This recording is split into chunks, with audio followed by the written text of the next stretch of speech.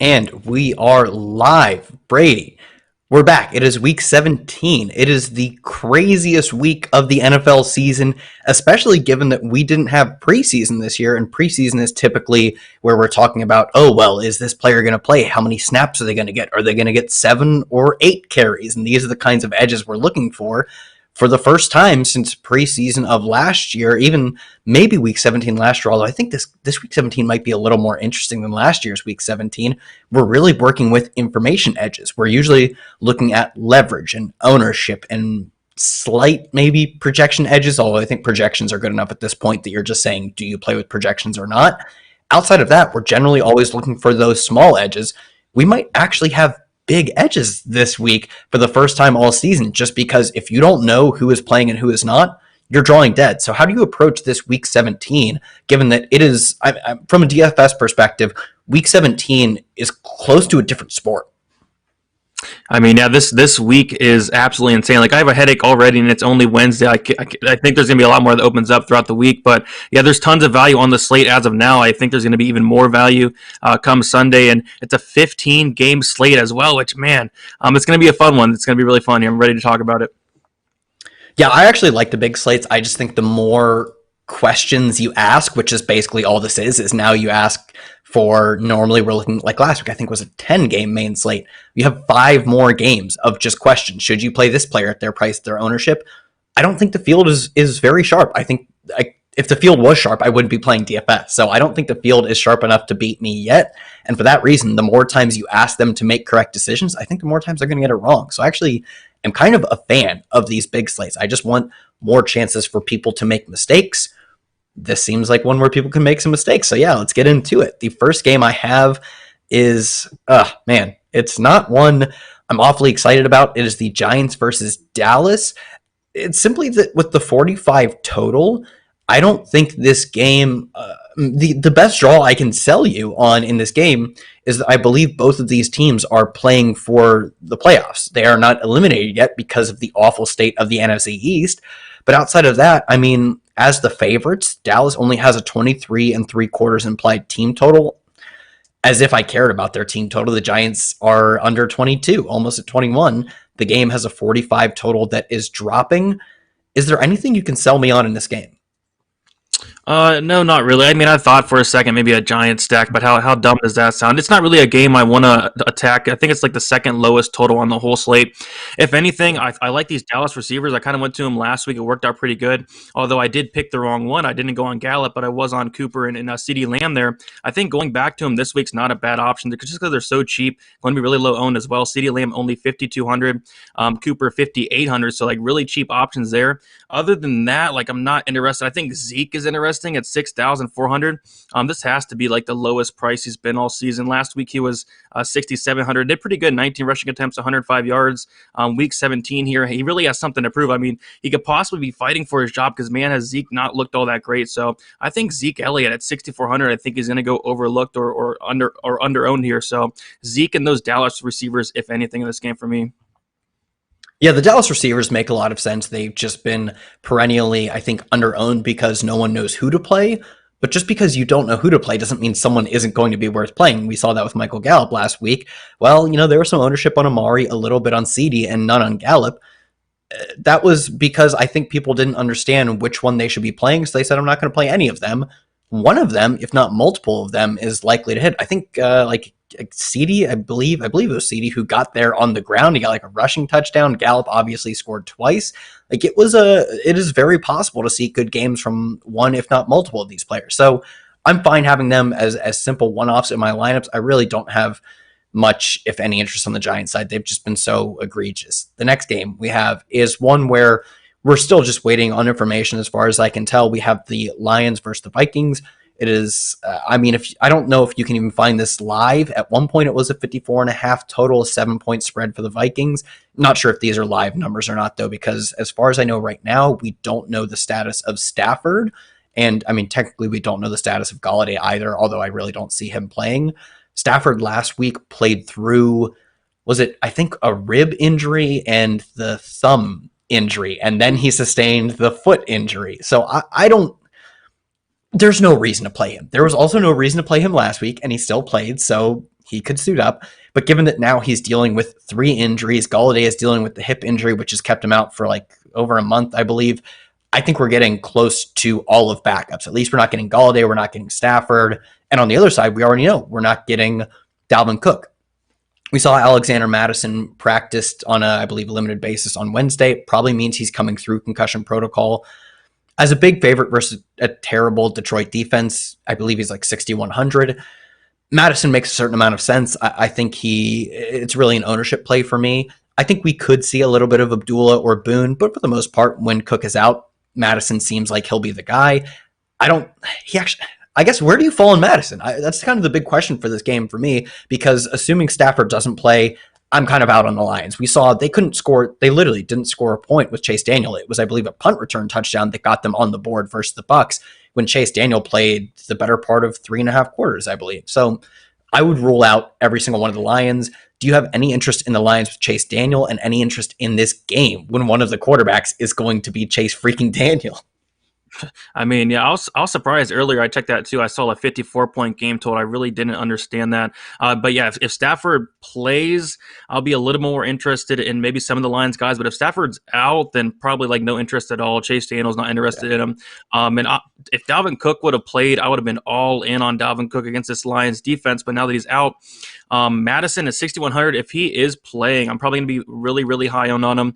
Just a fantastic matchup against the Lions here. And Lions have like one of the worst run defenses in the league.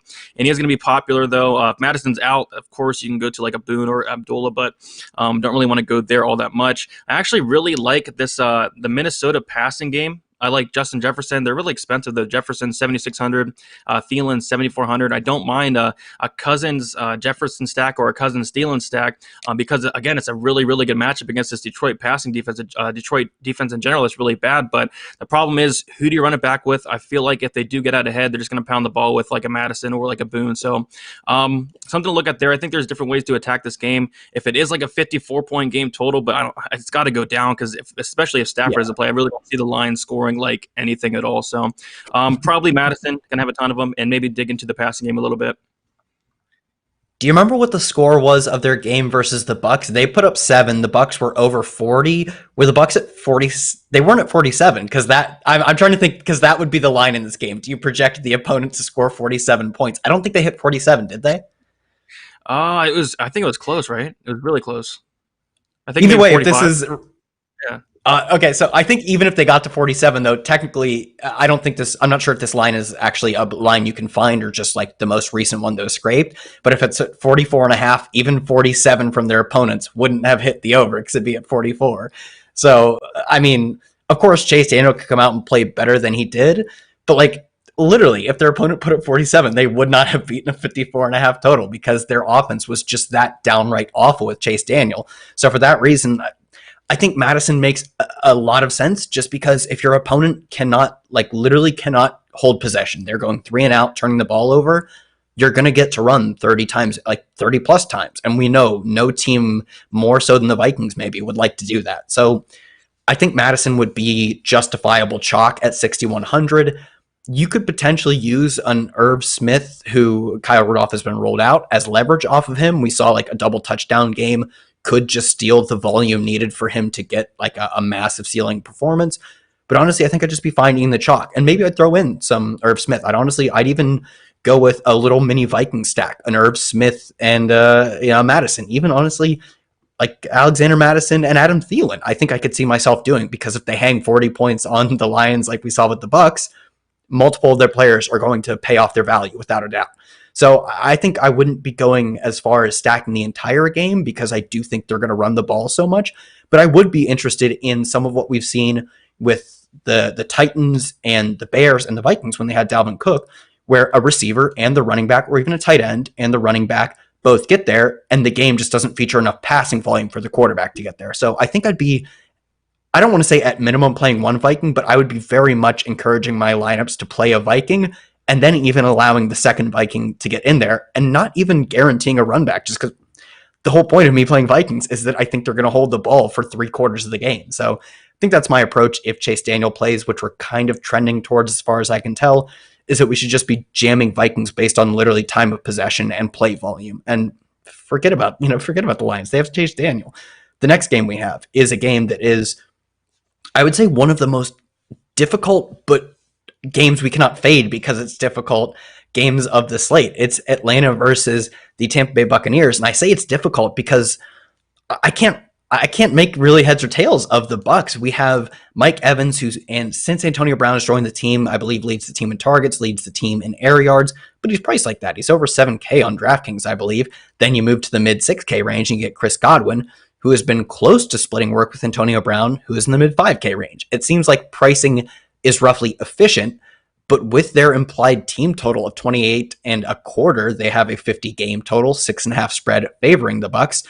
Is this a spot where you are just trying to find ways to get different Bucs into your lineup, or do you think they can spread it, thin enough that no Bucs player really goes off? Yeah, that's the problem with stacking this Buccaneers team because they have so many options to throw to, whether it's Mike Evans, Brown, Godwin, even Rob Gronkowski. So that's the problem with stacking it. But if you're doing multiple lineups, I think it's definitely warranted to have a stack. We saw Tom Brady play the Falcons just a couple weeks ago. He did pretty good. So I will be going to some of those stacks, not my main lineup or nothing like that. I think the Matt Ryan Atlanta stack is interesting just because of how cheap that Matt Ryan is at 5,900. You have Calvin Ridley, somebody that's been on an absolute tear, and the Buccaneers, they did look really good last week against the Lions, but I mean, that's the Lions there. So I expect that the Falcons to have success as they did a couple weeks ago when they played them. When they played them, Matt Ryan did have 30.84 DraftKings points, really have a really good game himself. So I'm thinking like a Matt Ryan Ridley stack, and there's so many good options to run it back with. But this is actually a game I really want to target here. Both defenses aren't that great. I know the Buccaneers defense has been good all year, but as of late, like their passing defenses look so bad outside of the Lions game, which I don't really look into that too much. So I really like this game from a bunch of different standpoints here. Yeah, I think I actually want to approach it in a very similar way to you, where I believe that I think Matt Ryan and Tom Brady are similar plays because they're both very live, get the 300-yard bonus. You probably project, half or so a touchdown in favor of Tom Brady because his team is favored by nearly a touchdown. Then you divide that by the running and passing game, which the running game has been better, not necessarily good, but better for the Bucs has been non-existent for the Falcons. Sure, you give them a little bit of a touchdown edge, but their yardage projection probably looks very similar. And on DraftKings, where the 300-yard bonus comes into play, of course I want touchdowns, but the yardage matters even more there, at least relative to somewhere like FanDuel. So I do think they project close enough to similar that I'm fine with playing basically a handful of variations of Matt Ryan plus Calvin Ridley, Matt Ryan plus Russell Gage, and Matt Ryan plus both of them. And you could even factor in a little bit of Hayden Hurst, but that's 2 or 3 combinations. And then I mix those in with, if I have 10 of those lineups, I mix a handful of those in with my run backs, with Mike Evans, Chris Godwin, with, Antonio Brown. Whereas if you're playing it the other way, you have a lot more combinations to run through for a projection that isn't that much better. So I think I would rather just narrow down the ways I can chop the team game stacks up essentially and play Matt Ryan plus Calvin Ridley and then basically make that lineup 3 times. Make that lineup once Matt Ryan plus Calvin Ridley and Mike Evans, then make it again with Chris Godwin, then make it again with Antonio Brown. Honestly, make it 4 times. Throw Gronk in there because if you're playing, the play action and the $1.20 max, you have enough lineups. That's 40 lineups right there. I think you're okay because I think Matt Ryan and Calvin Ridley are great plays in their own right. I think you're okay throwing away, let's call it half of those lineups. If you make, what is that? Say you do a Matt Ryan, Calvin Ridley, and a Matt Ryan, Russell Gage. You've stacked it 8 times. I think you're okay throwing away half of those at a minimum because you're not seeking a balanced portfolio of a bunch of min cashes.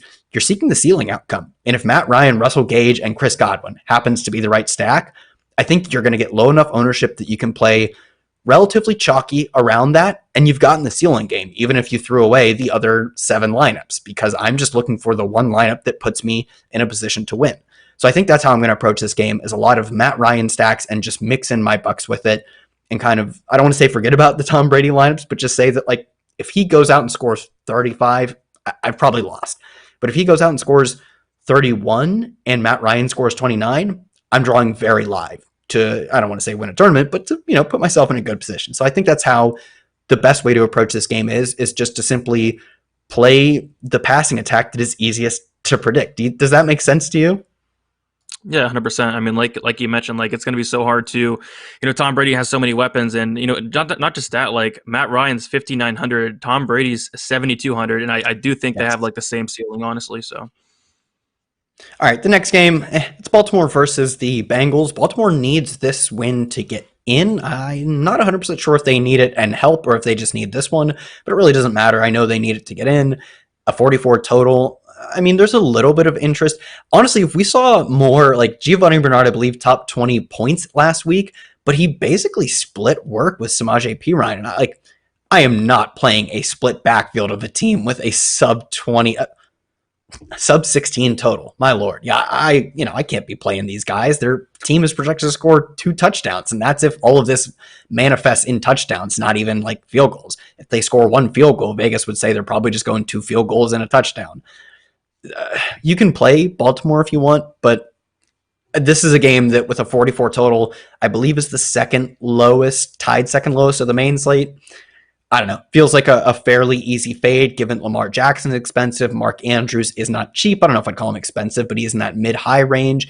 And Marquis Brown hasn't been very good this year. J.K. Dobbins doesn't seem to have the strong foothold on every single backfield carry. It's just like I am splitting up pieces of a pie that wasn't already that good anyways. What's the point? yeah, exactly. Not really much interest in this game. And you mentioned why play Gio Bernard? Like P Ryan did have 13 attempts last week, 17 receptions, so 17 total touches, and it just sucked because I had a ton of Bernard, and he didn't do bad or anything. He had like 20 points, but still, P Ryan went out there and had a 30 piece at 4,000. So yeah, not all that interested in this game as a whole. If anything, it would be just running Lamar Jackson naked. Lamar Jackson's been fantastic as of late. 26 DraftKings points in week 13, 37 in week 14, 30 in week 15. And 22 in week 16 against the Giants. So it seems like Lamar Jackson's back. It seems like he's running the ball a lot as well. So if anything, Lamar Jackson get this against this poor Cincinnati defense. But the problem would be stacking, and there's not really many options I'd stack him with. So if anything, it's probably Lamar naked for me, or just pass on this game in general. Yeah, how I watch football on Sundays is usually because I have a TV, but I don't have cable, so I just have one game on my phone. It's whatever game I'm working on, like whatever game I'm tasked with news for at Roto World, and then I have DK Live pulled up. So I'm watching my game. It wasn't the Bengals game, and I had an egregious amount of Giovanni Bernard. And on the DK Live screen, Samaje Perine 49-yard run pulls up, and it broke my soul. Like a piece of me got left behind in week 16 because I was with you. I had a ton of Giovanni Bernard. And for Samaje Perine to go out and I believe score twice, if you had combined them, they would have gone for 40 plus points because I believe they both top 20, but neither hit a 100-yard bonus either way. Yeah, I mean, it caps your ceiling so much when you are giving up such a small pie to another running back. And yeah, part of me will never come back from seeing Samaje Perine score twice. This game is just Next game is a very difficult game to decipher. It is probably the most influx game of the main slate. It is Buffalo as right now 2-point favorites, depending on your book. I think I've seen this number as low as 1-point favorites, 44.5-point total. The total has dropped 3 points. The Bills. If I said Bucks earlier, I meant Bills. The Bills opened as 4.5-point favorites. It's down to 2 or 1. And I think that line movement all came right after Pittsburgh announced that they were benching their starters. And that's because Buffalo only needs Pittsburgh to lose or Buffalo to win, like either of those. And Pittsburgh benching their starters essentially means they're going to lose, means that Buffalo doesn't need to play their starters. That means they get the number 2 seed. Number 2 seed isn't as valuable this year because you don't get the bye. But essentially, if Pittsburgh is benching their starters, Buffalo has nothing to play for, is kind of the crux of it. They haven't announced that they're not playing their starters, unlike Pittsburgh. But if we see them, I don't know, like I think it is very possible that if we see them with a greater than 10-point deficit in either direction, deficit or I guess, favorite, coming out of halftime, we could get one half of the Bills. On the other hand, DFS is sharp enough that people know this. I don't think you're going to go into any particular contest where people don't realize that the Bucks might not play in the final few minutes of the game, the final quarter, the second half. Where do you think that breaking point lies? I guess what percentage owned would Josh Allen have to be for you to play him? Because I think he's not going to be there yet. I saw him projected 5% or below. I think he's got, even with the risk of not playing the fourth or even third quarter, I think his efficient ownership is somewhere in that 8 to 10 range. So I'm still considering playing him. I'm not sure where I fall yet. I want your help. Where do you fall on him? Man, it is terrifying because if the Browns get up to a big lead with the Steelers starters out, and they see that, they can very well just bench the Bills starters for the second half there. So we could be only getting a first half Bills team like you mentioned, and yeah, it's a scary thing. But I don't know. Maybe they try to play and win the game. We just don't know. We don't know yet. I'm sure there's gonna be more news come out throughout the week. Maybe they do rest their starters, but I don't know. It's really really tough, man. I do like some value on the slate that is opened up. So Beasley is going to be out most likely. And if that is, I think Gabriel Davis at 3,600 is a really good play. I think John Brown, if he plays at 3,600, is a good play. But again, they could be only playing like a half or three quarters. But even at like 3,600 for those guys, that's pretty good there. On the Miami side, the only guy I'm really looking at, I think Tua at 5,100 is really, really cheap here, especially if they do rest some of their starters in that second half or whatever. I think Tua stacked could be really interesting, stacked with Parker, guys like that, Gasecki, and Myles Gaskin at 6,500 has been playing well also. But overall, like it's such a tough spot because we really don't know what the Bills are going to do. So I'm probably not going to go there all that much unless it's like really low ownership. Maybe I'll take some shots in some tournaments, but as for like a cash game, there's no way you can go there. But yeah, it's something to monitor throughout the week for sure. Okay, so this is a bad idea, but what you got me thinking was that yes, we do probably, or at least at the heights of correlation, in an ideal world, Pittsburgh enters the fourth quarter, say losing, let's call it 10 to 13. Let's say it's a low scoring game. You want them to be close because Buffalo knows that if Pittsburgh wins and they lose that slight seeding difference, which can make a difference. That means if they end up playing Pittsburgh, they have to visit Pittsburgh and they also just get to face or have to face a harder opponent. You correlate someone with the Buffalo game from someone on the Pittsburgh side. It's the inner game correlation. Pittsburgh benching their starters, I think that would be either Benny Snell, Anthony McFarland, or maybe James Washington. I don't think that's probably actually a good idea, although it's possible. I don't think it's probably actually a good idea, but just a way of justifying me thinking that the Bills could be kind of a sneaky play this week. And on the Miami side, I think you named all the important guys. Myles Gaskin is a player that I just want to double down on. I mean, last week he outcarried Salvin Ahmed, I believe it was 14-6, and he saw 5 targets. Obviously, he was incredibly efficient on those 5 targets, took the long catch to the house and scored a second time as well. But most importantly, it was either 12 or 14. I forget which number, but it was 12 or 14 of his 48 snaps came lined up as a wide receiver, either out wide or in the slot. Like, he's playing a very sick bell cow role. So at his price, I think he got jumped up to either 63 or 65. I'm honestly still fine, just continuing to buy in. And maybe, like, I don't even think you have to play him, like, assuming the Bills play well, because if they just dominate possession, that probably means Myles Gaskin, like, they're not going to bench him. They know that they need to secure any chance of a win. They cannot risk any chance of a loss. If they're up 10 points in the fourth quarter, they're playing 100%. So I think Myles Gaskin, as a player who has been pretty much used as the workhorse all season, who has no chance of being benched until the final whistle because they will not risk putting in their backups, makes a ton of sense. Plus his receiving role is incredible. Next game is the first game we'll talk about that I think we can guarantee all backups so far. Yeah, it's the first game we can talk about that we can guarantee all backups, at least not because of injuries with someone like Chase Daniel. It is Pittsburgh versus the Browns. Browns are now up to 9.5 point favorites, a 42.5 total. I think you can go to Nick Chubb. I believe he's 7,800. His team should dominate, time possession, plays run, basically game script, everything you want for a running back. And the defense shouldn't be as vicious to face because I would imagine we see if Pittsburgh's if Pittsburgh's smart, they would know that Ben Roethlisberger hasn't been that good. The reason they're getting to where they're getting is because they pass a lot, which even with Ben Roethlisberger is still as bad as he's played is still good, and they have an incredible defense. So I think they would view someone like TJ Watt just like they would view Chase Claypool or Juju Smith-Schuster. He's like an integral part of how they've won football games, like the same with their secondary and the same with their defensive line. So I'm guessing we'll get a decent amount of Pittsburgh's defense sitting on the sidelines as well. That makes me interested in all of the Browns, but if Pittsburgh isn't putting up points, it's mostly just Nick Chubb and arguably Kareem Hunt. Is there anything else, anything on the Pittsburgh side? Like, is a James Washington number 1 receiver game of any interest to you? I mean, kinda not really. It's really hard to. I just see Cleveland getting out ahead and just running the ball. So if anything, it's probably Nick Chubb for me. Mason Rudolph revenge game narrative at 4,300. That's so cheap there. If I don't know, but I think the Steelers are going to get beat here. At least I hope. As a Browns fan, I need the Browns to get in the playoffs there. So probably Nick Chubb for me. Um, I guess you can go dig into the passing game a little bit for Cleveland, but it's hard to decipher which guy is going to do good. Landry 6,500. Higgins 4,500. It's probably just Nick Chubb for me, or pass on the game overall. Yeah, it does seem like a game that just, I mean, the total tells us what we need to know about it. It's a 42.5 total.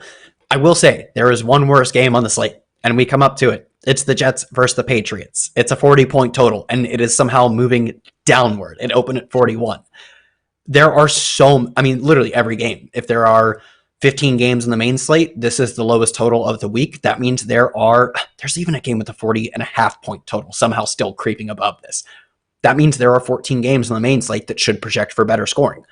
I don't think there will be a single player in this game. And there's one. Ty Johnson is modestly interesting because the Jets are without Frank Gore. They're without LaMichael Pirine. That's worth something, I think. Yeah, I mean, I guess Right? I really want nothing to do with this. I mean, 40-point total, man. Like, that's insane. On a 15-game slate, I think there's so many other spots to go to. Yeah, Johnson's interesting, but man, it's hard to get there. If anything, I know we don't really talk about defense much, but the Jets defense at 2,300 against a really, struggling Patriots offense and a really, struggling Cam Newton in general. So I guess Jets defense at 2,300 and a 40-point total. I think that's a solid value play at defense. But other than that, it's really hard to find anything. Well, what if you took Jets defense and I correlated it with my Ty Johnson defense plus running back correlation? Huh? Yeah. Nah, I mean, I don't know. I think we'll see where he shakes out. Like the Jets are only 3-point dogs, and the Patriots have played awful. The only problem is it's not like this is a game where it's going to be a high-scoring 3-point underdog Jets. They have an 18.5 implied team total. I mean, I guess by that metric, if you're looking at like, do I play? Let's say James Conner assumedly gets benched or bench, he's not playing. Do I play James Conner or Ty Johnson? Ty Johnson's team has a higher, or James Conner. Do I play Benny Snell? Or if he gets benched, Anthony McFarland? Do I play Anthony McFarland or Ty Johnson? I mean, the Jets are projected to score a field goal more. So there's that. But yeah, it's mostly just, I think he is probably, if people go to someone like, I have to check his price because I haven't thought about Ty Johnson in 4 weeks since he had that 22 carry game. Let me see if I can find his price. But he would be, would you prefer him? Let's say James Conner is ruled out. They say he's not going to play. Let's say Cam Akers and Darrell Henderson are not going to play. How would you rank Benny Snell as the starter, Ty Johnson as the starter, and Malcolm Brown as the starter? I think that's actually a very considerable question this week. Yeah, I go Brown, Johnson, and Snell, honestly. Yeah, I think I agree with that. Let me see. Malcolm Brown is 4,300. Ty Johnson. He's 43, I think. 43. And what is Benny Snell? 51. That's an egregious price. I would never pay that with 4,300 Ty Johnson. Yeah, so I think that's where you draw the line. Like, if people are going to be interested in playing Benny Snell as the starter, I'll take Ty Johnson over him. I'll take Malcolm Brown over him. I'm probably not super over the field on any of these guys. The next game, it's Carolina versus the Saints. Saints are 7-point favorites. It's 47.5-point total. I don't know. The Panthers have come to a point where their total isn't great. Their offense is just mediocre, and they split the ball between a bunch of guys. I mean, Rodney Smith is probably end up being... I could have thrown Rodney Smith in that list, but I probably wouldn't have anyways. With Mike Davis and Christian McCaffrey out, I don't know, any gadget floor for Curtis Samuel, I believe, saw like 7 carries last week. Any interest in the Panthers side? No. I mean, you touched on him a little bit. Rodney Smith is, I guess, in play. No McCaffrey, no Mike Davis. He has a minimum price at 4,000. So at 4,000, you really don't need much to hit value there. So if anything, Rodney Smith on the Panthers side. Other than that, Nothing much. And of course, on the Saints side, we have Alvin Kamara. The dude absolutely went off. And yeah, I believe that was on a showdown slate, and it actually killed me. I had like all in Kamara, but I didn't have him much a captain. So I actually lost money for not having Kamara a captain. He scored 59.2 DraftKings points, 6 touchdowns. Could have probably had 7 or 8 if his coach let him there, but I think Kamara is not a bad option. 9,500 against Carolina, who is typically really bad versus the run. And the only problem is there's some other good plays up top, like Derrick Henry, who we'll talk about a little bit, but I think Kamara is fine at 9,500 if you do want to go there. Other than that, like that's about it. Don't really have interest in Michael Thomas, who's on the IR. Emmanuel Sanders, no thank you. So yeah, probably just Kamara on the Saints, and then if anything, Smith on the Carolina side. Yeah, if it makes you feel any better, I was over the field on Kamara at captain and still lost money. So there you go. Wow. Because everyone had Kamara. So if you needed, like, Kamara was just the baseline. It was, of course, 30% of the field had Kamara. Now, did you have I think it was Irv Smith. Did you have Irv Smith? Of course I didn't have Irv Smith. So, I didn't make money on that slate anyways, despite having a ton of Kamara. And I agree with you. You can play Kamara. I'm not too interested as touchdown favorites in someone like Jared Cook or Emmanuel Sanders. I think I'd rather just either eat the Kamara chalk or fade this game outright. The next game we have is another one that will not feature starters, at least on one side. It's Kansas City versus the Chargers. My guess is on Kansas City. I mean, I think they came out today and said Mahomes won't play. We won't be seeing Tyreek Hill. Won't be seeing Sammy Watkins. Won't be seeing Travis Kelce. The running backs, I doubt we see Bell. The biggest question for me is, do we see Darrell Williams, or with Clyde Edwards-Helaire hurt, do they go the next level deeper and is like Darwin Thompson the starter? I still think we see Darrell Williams and probably Mecole Hardman and Demarcus Robinson. Chad Henne is the starting quarterback. Any interest on anything on the Chiefs side? Because I think there's some value to be had on the Chargers side. Yeah, there definitely is a little bit of interest because we have all the value on the Chiefs side, but they're not playing for anything. So really, like, I don't know, but yeah, on their Charger side, it's really interesting. Justin Herbert 7,100 is not a bad look. Austin Eckler seemed to be really popular last week. Didn't do much. Only had a 15.8 DraftKings points. I think that is Keenan Allen playing. Keenan Allen's questionable. Is he playing? One of their, I think his name is Daniel Popper, the Athletics Chargers reporter, said that he doesn't look likely to play. Okay, so yeah, Mike Williams is somebody you can look at 5,000. Other than that, I don't know how much interest I really have in this game. I think that the Charger stacks are really interesting, but don't know really who to run it back with. But there is some value, like you mentioned. But overall, I'm not overly interested in this game. What's the total? The total is, I don't even see it. It's 44, which is not good, but it's not egregious. And I think it depends, like a 44 total for the prices of Robinson, Hardman, and what would be is it Dion Yelder, the backup tight end for the Chiefs? For their prices, I guess that's okay. The same thing goes for everyone outside of Mike Williams, who I think is 5K, which is still a fine price to pay. Basically everyone in this game, because they're all backups. I mean, in terms of the Chargers, Keenan Allen, you're playing backups. Hunter Henry, I think, was dealing with an illness before getting put on the reserve COVID list. So I think he was a positive test and won't play this week. That means the tight ends are also backup prices. Assuming he doesn't play, he could still maybe somehow come back this week, but assuming he doesn't play, everyone in this game is actually priced like backup. So I think it's okay to play guys from this game, because normally we talk about, well, this game is a 47 total, but I'm paying 70 whatever 100 for David Montgomery. You're not paying those prices for anyone outside of Justin Herbert and Austin Eckler. Everyone else is priced as they should be because they're all backups. I think Donald Parham, although he popped up on the injury report this week with an illness, I think, assuming he does play, would be interesting. He ran a route on, it was 75 or 60% of the team's dropbacks, played on 80% of the snaps. I know he got up-targeted by Steven Anderson, but Anderson was a very minimal role player. I think at 2,900, Parham makes some sense. Mike Williams, as you said, I believe saw 10 targets last week, didn't get a big price bump, so I think there's cheap values on the Chargers, and they'll go very under-owned. They could also face a defense resting a bunch of their starters. So I actually think Chargers stacks, you don't have to do a ton to get over the field on them. And outside of the starting point of Justin Herbert, they're super cheap. So I think a Chargers stack with maybe even run it back with a Mecole Hardman, because as much as he's done nothing this year, he's been explosive when they finally get the ball in his hands. It's just rare that happens. So you tell me Mecole Hardman gets a 10 target game, of any player to get a 10 target game, I would put him up there in terms of ranking who I think breaks a long one because he's got Tyreek Hill level speed and athleticism. So I think there's some interest in this game because when you adjust for all the prices, the 44 total is just fine. And when I play all the cheap guys, like I can go and play, Derrick Henry and Alvin Kamara, Davonte Adams, because I've saved so much money with, a 2,900 Donald Parham and Mike Williams and then Justin Herbert stack and run it back with Mecole Hardman. So value adjusted, I think this game has some interest. I wouldn't go crazy on it though, because the overall upside doesn't seem to be great. The next game, I mean, I guess it's a good upside game. It's a 51 total between the Broncos and the Raiders. My only problem is that I can't be getting excited about a Drew Lock Derek Carr game. I think for me, this total in terms of my lineups is going to manifest itself in Josh Jacobs. I mean, we see they're about a field goal favorite, 2.5 point favorite. The Raiders are. They have a nearly 27 implied team total. I think I would play Josh Jacobs and Raiders defense or Josh Jacobs and maybe run it back with a Jerry Jeudy, who saw 15 targets last week.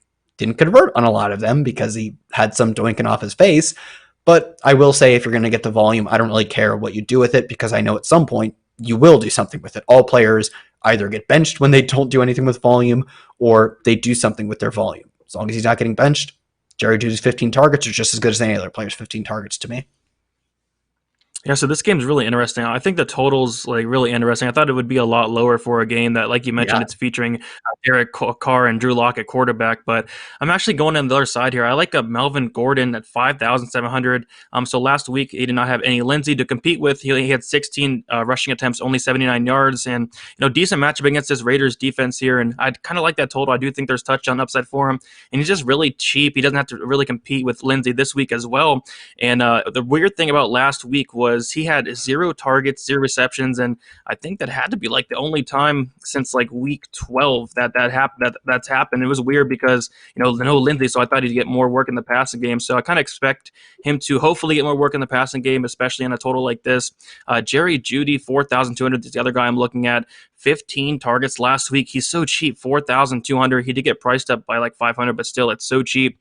Again, a good matchup, high total. So probably Gordon and Jeudy are the two I'm looking at. And I think Jacobs is fine, and I do like that Jacobs and Raiders call as well. Raiders defense really cheap at 2,500. I like that. Yeah, I think that's all I got for this game. He kind of wraps it up well. I also do think Melvin Gordon makes some sense on the other side if you're not playing Jacobs. The next game is the second lowest total of the main slate. I guess I have to check what the Sunday game is, but or the Sunday night game if I say the full slate. But of the main slate, at least, a 40.5 point total between the Rams and Kyler Murray and the Cardinals. That's because we're going to see AAF, I believe, Arizona Hotshots quarterback John Wolford take over under center for Jared Goff, who's dealing with a broken thumb and a dislocated thumb, same thumb, on his throwing hand. We're also not going to see Cooper Kupp. We're not going to see likely Cam Akers or Darrell Henderson. I know Robert Woods carries the potential for 15 targets, but his team is projected to score less than 19 points. Do you think Robert Woods, I imagine his ownership pushes somewhere between 15 or more percent. Do you think he's worth the risk you take that his offense is terrible? Because that's kind of always the risk we carry, is that although he sees a ton of targets, if his offense can't find the end zone, it will not matter. Yeah, I'm probably not going to Woods this week, especially if he's going to be like chalk in any type of way. If anything, I'd rather take the discount and Josh Reynolds with no Cup. I do think he'll get some more work there. And Josh Reynolds is only 3,200. So Reynolds for me, Woods, I mean, the price is intriguing. The volume he gets is intriguing, but look who's throwing to him and look at the game total in general. So I don't really want to be paying $6,000 for a guy like that. Other than that, we talked about him earlier in the video. That's going to be Malcolm Brown at 4,300. If Akers does not play, I think Brown's in a really good spot here. It's just the total kind of scares me away, but they are at home. They should be running the ball a lot. So I guess Brown at 4,300 isn't an awful option. I don't know how much upside there is, but I do think it's like safe for cash games and whatnot. But probably Brown and Reynolds are the two I'm looking at. I mean, I don't think I'm getting here, but any interest in Warford, only because he's like a notable running quarterback in his final 2 seasons, I believe, at Vanderbilt. It was either Vanderbilt or Wake Forest. He went for 1,200 rushing yards and like 16 or 18 touchdowns. Then he averaged over 20 yards rushing per game with the Hotshots. Any interest in him? Like, I think it's reasonable to at least consider him as like a cash quarterback, just because I think their backup is going to be Blake Bortles, who hasn't been with the team for a while, or I don't even know if he'll be the backup. I know they signed him. So I don't know. I think he has like some viability. I believe he's like 4,500. But the problem for me is that would be like if I was trying to jam in all of the studs. I think there are like Myles Gaskin is a cash game considerable running back, and you don't need to save a ton of money at quarterback to play him. I think Gabriel Davis, if John Brown, who's on the reserve COVID list, I don't think he can come back till like Thursday or Friday. He could still play, but if he doesn't play and Beasley doesn't play, John Brown at 3,600 is a perfectly fine value, even if his team only plays 3 quarters.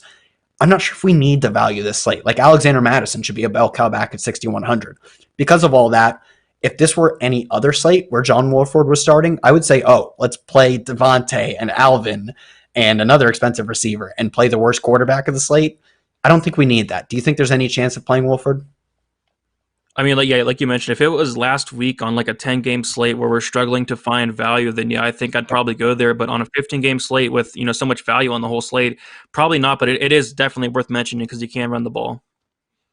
Yeah, I think there's very viable cash builds. I don't know if it's my primary cash build, but I do think there are viable cash builds that see like Davonte Adams and Alvin, even Derrick Henry, who we can, I guess, get into next, I believe is our next game, that see you play multiple studs because we know Davonte Adams' team is still fighting for the number 1 seed. We know Derrick Henry's team is still fighting for the playoffs. And those are two players who, Davonte Adams is always in a great spot. Derrick Henry, as long as his team isn't trailing by a ton, is in a great spot. And of course, this week, his team has a 32 implied team total, a 50. Oh man, this is a hard game to get away from. A 56.5 game total. Derrick Henry is favored by 7.5 points. I was really excited to get Dalvin Cook because I thought Derrick Henry would come in lower owned and I was just going to make that pivot and print all this money. I do think Derrick Henry comes in as probably the number 1 owned running back. Maybe Alvin Kamara tops him, but the spot for Derrick Henry is so good. I mean, this Houston defense, I believe, has allowed 125 or more yards total, receiving and rushing, to every backfield but one this season. That was, I believe, James Robinson of all players, because Gardner Minshew threw like 50 times. Last week, we saw them get shredded by both Giovanni Bernard and Samaje Perine. Like, this is the spot of all spots for Derrick Henry. I believe he's 94, 9,200. The other price is Alvin Kamara, and he's going to be highly owned. What do we do with Derrick Henry? Do you think because of the value, we can just kind of like write it off as, well, the spot's good, the price is fine, given the rest of the value, I'm just jamming Derrick Henry? Yeah, I'm probably going to be jamming Derrick Henry in the majority of my lineups. It's just hard to ignore the spot. Like the Texans defense and the run defense in general is just so bad. Titans being 7.5-point favorites, and that's when I like playing Henry, when the Titans are going to be biggish favorites than they are here. So yeah, probably gonna be jamming in Henry. And like we mentioned, there's so much value on this slate that it's so easy to get a Henry lineup and all that. So really interested in Henry. On the flip side, I think it's interesting to maybe do a Houston stack. I mean, the Tennessee's defense hasn't been all that great in general, and then the 56-point game total, that's where I'm really intrigued, and especially in a game where Deshaun Watson's going to be trailing, that's when he puts up the most points, it seems like. So Deshaun Watson, he did it last week. I had a little bit of him. I wish I would have had more. Had a really good game, 30.76 DraftKings points. Brandon Cooks finally got it going, had a really big game of 30.1. So I might go back to like a Watson Cook stack, something like that. Watson Cooks Cutie, something like that. But on the flip side, for me, on the Tennessee side, it's probably mostly Henry. But I think if you want to get a little bit different, I don't hate the Tannehill stacks as well. Tannehill Brown, Tannehill Davis, stuff like that, because I do think it's going to be a lot lower owned, and you're still getting exposure to that 56-point game total, which I'm going to be all over this week. Yeah, I think we've seen it, if not in back-to-back weeks. I think it is back-to-back weeks where Ryan Tannehill rushes one in, and that kills Henry on whatever slate they're playing on. Last week, it was the Titans on Showdown versus Green Bay, and the Titans put up almost no points. Tannehill threw one and rushed one, and that killed Henry. And then the week before that, I believe, was versus Detroit, where I think Henry even dropped 28, but at his price, 28 is like the minimum you need, and you didn't need him to win, because I believe Tannehill rushed two in and then threw one to Darrington Evans. So I think just because you need essentially, at his price, you need like 150 and 2 touchdowns, which is very possible for Derrick Henry. Don't get me wrong, that is possible. But if Ryan Tannehill throws for 2 and rushes for 1, there's very little chance Derrick Henry hits a ceiling. So because of that, I do think there's a certain amount of negative correlation versus the field, which I like. That's called leverage that you get by playing a Ryan Tannehill stack. I think at their prices, both A.J. Brown and Corey Davis are fine. I think Corey Davis got blanked on 2 targets. A.J. Brown didn't do a ton with his work. but they kind of got crushed by Green Bay. I still think we see A.J. Brown as a slight number one with probably more upside on any individual target, and Corey Davis as like a 1B or a high-end 2, who at his price is also a good play. So I think those Ryan Tannehill stacks, although maybe not in the perfect spot, you'd rather them be in a competitive or slight underdog game like they were versus Green Bay, do make a certain amount of sense as a high leverage play. And then you can just play, I don't want to say all the chalk, but it allows you to play a decent amount of the chalk elsewhere. The next game, even for having a 46 total, San Francisco versus Seattle, I think is one of the least interesting games because Seattle has completely and utterly reverted to the non-let Russ cook style, and their prices don't adjust for it. When you still have DK Metcalf over 7K, I can't be paying that for a guy who's going to get 6 targets for 40 yards because his quarterback isn't going to be let throwing. Like, you're just not going to get a crazy Dallas versus Seattle type of game that we had early in the season in this type of environment. My favorite play in this game is George Kittle. Right now, I've looked at ownership projections, have him at 10%. Like, I don't think that's efficient. He's 6K. And last week, we only saw him play half the snaps. We saw him get targeted 5 times, and on a third of his routes run, he turned that into nearly 100 yards. They have no Brandon Ayuk. If there is any chance that we get a 100% snap share from George Kittle, he's like, based on what he did last week, he'd be a lock for 100 yards. So I do think George Kittle versus one of the worst passing defenses in the league, without Brandon Ayuk, without Deebo Samuel, he's easily going to be my highest owned tight end. It'll really be, is he my highest owned player on the slate at all? Yeah, so it's really interesting. Like, if you'd have told me, like, in week 5 that I have no interest on this Seattle side and all my interest is on the San Francisco side, I would have called you crazy, but I have, like, no interest in the Seattle side whatsoever. But I think there's some really good plays on the San Francisco side. You started with them, and that's going to be Kittle, 6,000. Probably going to be my highest owned tight end. He was limited his last game. I still was pretty heavy on him. He did fine. I think, since that Ayuk's going to be out, Richie James at 3,100. He did run like 90% of the snaps, 91% of the snaps, 3,100. He had 1 target last week, didn't catch a ball, but it's really hard to ignore that 3,100. If he's going to be on the field for that much, I mean, it's something to worth noting there. I think Wilson, 6,000, Jeff Wilson Jr. 6,000 is a pretty good play against Arizona. 30.4 DraftKings points, 22 rushing attempts. He looked really good in that game. So those are probably the 3 I'm looking at. And on the Seattle side, like you mentioned, they're not letting Russ cook, so I'm probably not going to go there at all. And the Seattle side is just really, really ugly. So yeah, I like those 3 San Francisco 49ers though. Yeah, RIP to letting Russell Wilson cook because it's just not happening. Let's move on to Indianapolis versus Jacksonville. The Colts are 14-point favorites in this game, a 49.5-point total. Their 31.75 implied team total puts them basically in a league with the Titans, and I don't think anyone else. For that reason, at his price, like, I think Jonathan Taylor is probably going to end up being super popular as well. I think really what my slate is going to look like, and this is reminiscent of, like, especially 2019 DFS, is you lock in chalky running backs who are guaranteed to get the ball, and I'm going to try and get a little weird at receiver. Maybe I'll try and get weird at, like, a Josh Allen stack potentially, or my Justin Herbert stacks. That projects to be incredibly low owned, and that also opens up the value to play someone like Jonathan Taylor. Outside of that, I think this game is fairly uninteresting because of how obvious it is. As 14-point favorites and needing to win to get into the playoffs, the Colts are going to go all out, and it probably means all out with Jonathan Taylor versus a terrible Jacksonville team. On Jacksonville, I mean, Dario Gumbuali is under 5K, and he saw 14, I believe, of 16 carries last week, also 5 targets. He's a decent value. I don't think his team total makes me excited to play him, but at his price, sure, I think he's fine. Outside of that, this game, is there anything else besides the obvious Jonathan Taylor and just the points per dollar projection of someone like Dario Gumbuali that you can give me? Nope. I mean, for me, it's going to be Jonathan Taylor. I love the price at 7,400. I love the matchup against one of the worst run defenses against Jacksonville. And I love the game script. I love that they're 14-point favorites. They're going to be out ahead running the ball a lot. And he's been getting a lot of touches. And earlier in the year, he wasn't getting as much touches as we'd like. But as of late, 18 touches last week. You got 20 touches in week 15, 22 touches in week 14. If you give me 20 touches here against the Jaguars defense, I'll be more than happy.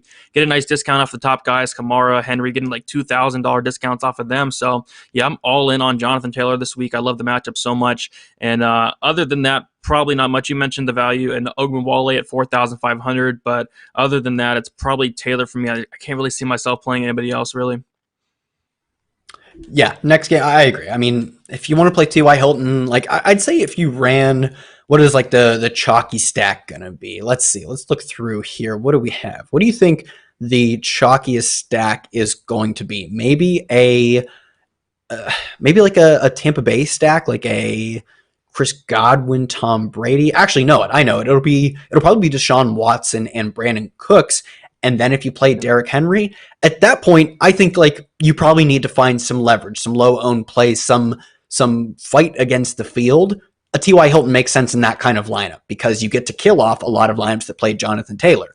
But for me, if you've played Justin Herbert at 1%, yeah, just play the obvious play in Jonathan Taylor. I've already gotten sufficiently weird if I've played a Justin Herbert, Mike Williams, Donald Parham lineup with a Mecole Hardman run back. I can play the chalk everywhere outside of that. So I think this game, if you want to get weird, T.Y. Hilton, who's played well as of late, makes sense. If you've already got a sufficiently unique lineup, just play Jonathan Taylor. Don't get too crazy with it. The next game is Chicago versus Green Bay. Green Bay, a 29 implied team total, 5.5-point favorites, and a total for the game that's on the rise at 52.5. Some of that going toward, I think it's split evenly between both teams actually, but some of that obviously going towards the Bears, who have been scoring well as of late. I think price and ownership has come up to an efficient level on the Bears. Like when David Montgomery was a 3-down workhorse back at 50 whatever 100, it made sense to play him. Now at his price, I wouldn't rule him out of my player pool, but I think as an underdog of 5.5 points, he makes sense as a solid fade. On the other side, with all the value we've talked about, with my Charger stacks, with my Gabriel Davis, Myles Gaskin, these cheap starting running backs, choose your pick of the litter with Brown, Ty Johnson, all of these guys.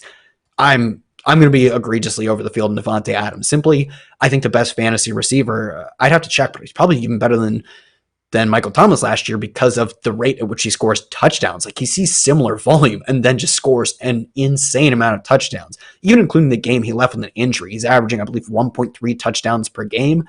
Those are just numbers that are unheard of. So I think he's probably, of the 9K players, going to be the most underowned. I think the ownership at 9K, so Alvin Kamara, Derrick Henry, and Davonte Adams, I think it's I think it is more so going to go to the running backs. And for that reason, I don't think his ceiling is hardly any different than those guys. I'm going to be playing a lot of Davonte Adams, probably some Derrick Henry, maybe Alvin Kamara is my biggest fade. Yeah, so like we've been talking about the whole video, there's so much value on the slate that you can play an Adams or a Henry, or you can play like an Adams and a Kamara. You really can do it with all the value. So yeah, I'm with you. I love Davonte Adams so much. I'm going to be overweight on the field of him as well. 9,200, it doesn't matter. If he was 10K, I'd probably still play him here in a game that they're going to be trying to win. They need to win. I think Adams has a ton of volume. Huge ceiling, and at 9,200, not scared of it. And I think it will be a little bit lower owned than a lot of people think, because all the ownership's going to go to your Henrys and Kamaras, but he's still going to get some ownership, don't get me wrong, but I do think those guys are going to be a little bit higher owned. So yeah, all in Adams. As for maybe like a Rodgers Adams stack, maybe, but it's probably just going to be like a one-off of Adams for me, and that's pretty much it in this game. Yeah, what a beautiful way to end the main slate of the final week of the season. We started off, I know at some point early in the year, we were talking about how Davonte Adams at like 7K was just well underpriced. And now we're talking about Davonte Adams at 9K, still underpriced. So for myself on Twitter at Kyle Tweets here, for Brady at DFS_numbers, all hail Davonte Adams this week. We will see you guys next week for the playoffs, I believe. Thanks for tuning in.